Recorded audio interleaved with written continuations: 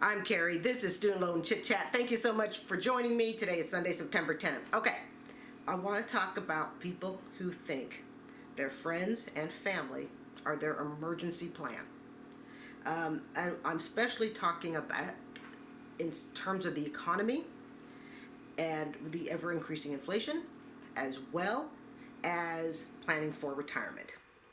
All right, so the buzzword, if I were in charge and I had to pick a particular buzzword for this year, I would say the buzzword is entitlement.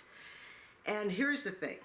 With the economy being as bad as it is and all of that wonderful stuff, we are really getting a sense of who over the past few years has planned and cut back on their cost of living and has made life adjustments to accommodate the ever rise of living.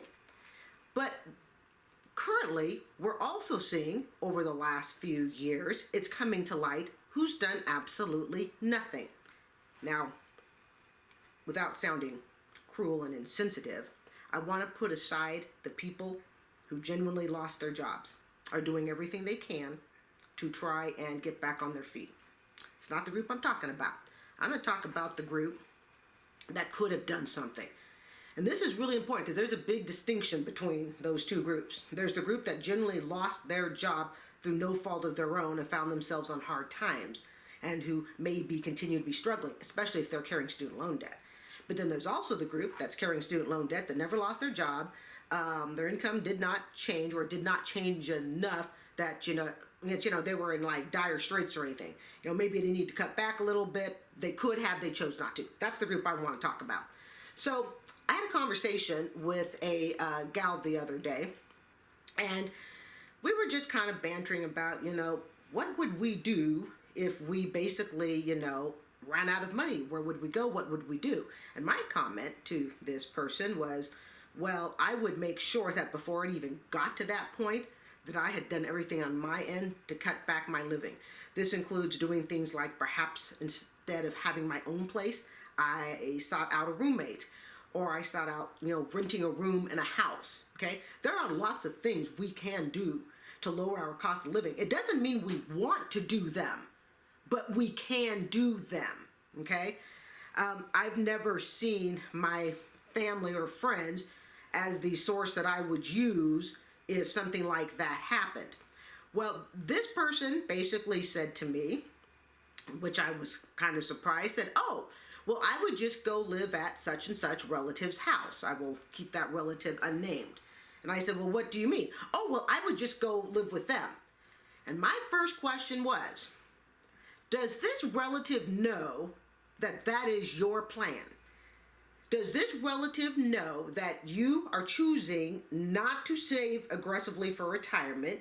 You are choosing to not cut down on your lifestyle. And this is really important to mention. This person has done nothing to cut down their lifestyle. This person did not lose their job, was not a victim of the pandemic or anything like that.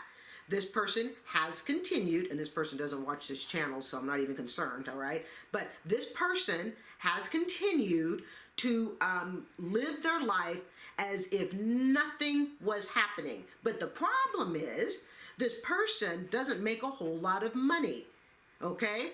Like I make double per hour what this person makes. But this person has chosen that, no, they are not going to sacrifice any of the luxuries of life, okay? Luxuries of going to the salon, luxuries of, mini vacations, whatever. And when this person said, well, I'm just going to go live with this family member, my first question was, does this family member know? Because you see, for those entitled people out there, okay, before one assumes that that family member or friend is going to take you in, you should probably ask them first and say, hey, you know what? I'm not planning on cutting down my lifestyle any, and at some point I'm probably going to run out of money.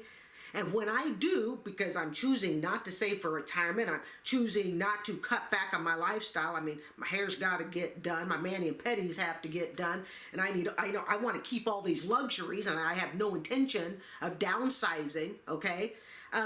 Your place is the place that I intend to crash on.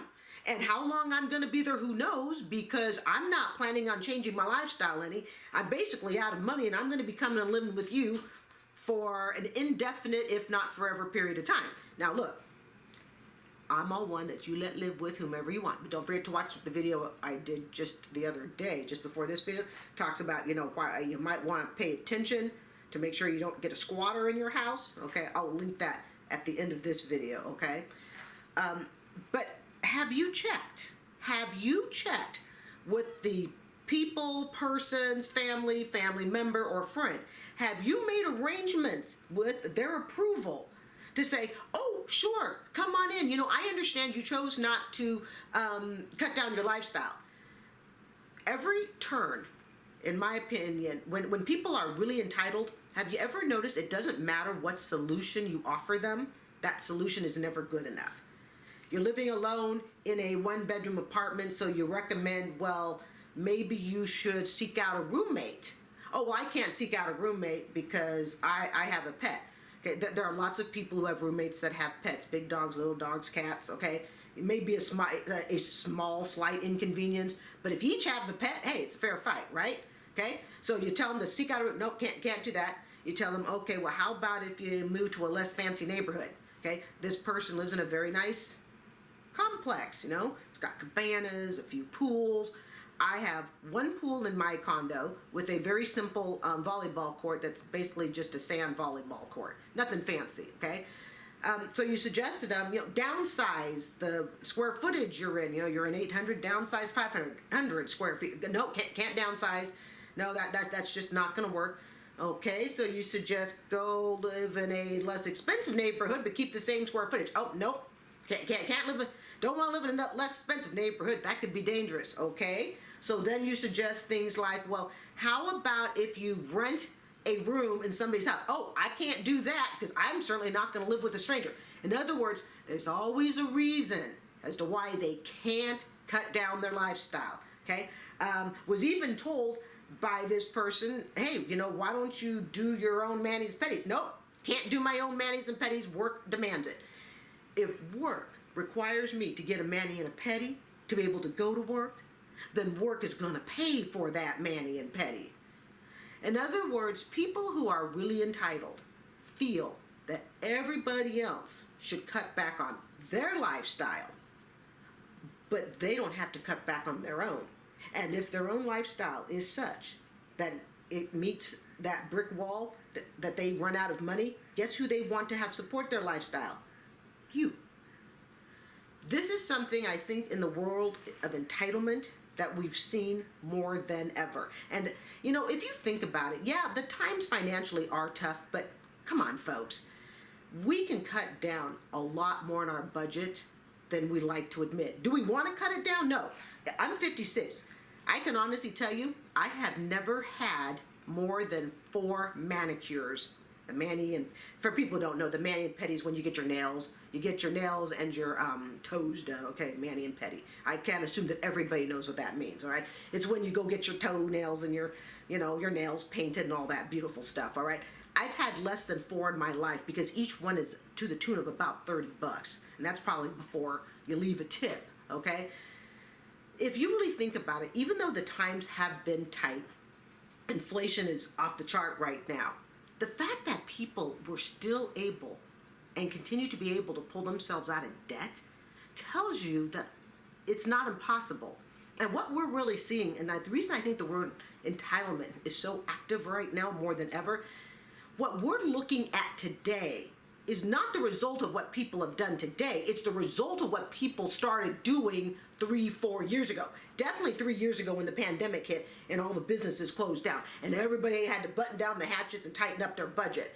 What we're seeing today in people are their actions that they started 3 years ago. I hope that makes sense. I'm debt free, but that action started 3 years ago. It did not start today. It started 3 years ago when I bought this condo and I made it my mission that that's what I was going to do. And I paid off the condo in just a little over 2 years. I've had this condo paid off for about a year already. And I bought half of what I could afford. I downsized everything. what we're really seeing, and the reason I think there's kind of a backlash towards people who feel entitled, is those of us, or those groups of people, and it's a large group, that have really, really worked to tighten up their budget, to do without, to live with less. It's hard when you watch somebody who goes, well, I'm not going to tighten up anything, and even though I'm broke, and this is the key, they can't afford their lifestyle. The ones that can afford it, more power to you, okay?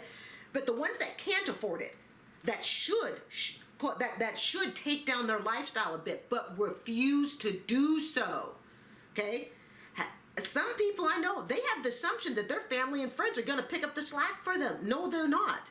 If you choose to never save for retirement, you choose that you are going to simply live life every day to its fullest, which is fine, but you're going to spend every day along with it, and then you get to a point where you're broke because you're now, 55 years old and you have nothing.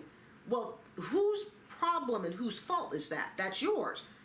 But then assuming that a family member is going to take you in for the rest of your retirement years or your broke years because you don't want to cut down on your lifestyle.